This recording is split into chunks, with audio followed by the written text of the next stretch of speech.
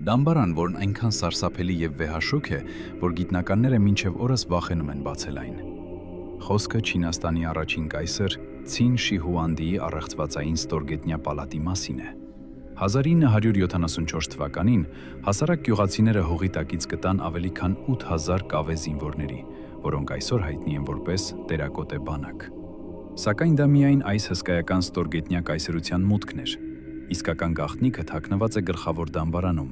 որը մնում է կնքված ավելի քան 2200 տարի։ Հնագույն լեգենդները պատմում են, որ կայսեր մարմինը հանգչում է ոսկեզոծ եւ շլացուցիչ մի պալատում։ Այնտեղ առաստաղը զարդարված է անթիվ մարգարիտներով, որոնք նմանակում են աստղային երկինքը, իսկ հատակին հոսում են հարյուրավոր գետեր, լցված մաքուր, հեղուկ սնդիկով։ Ժամանակակից հետազոտությունները ցույց տվեցին անհավանական մի բան։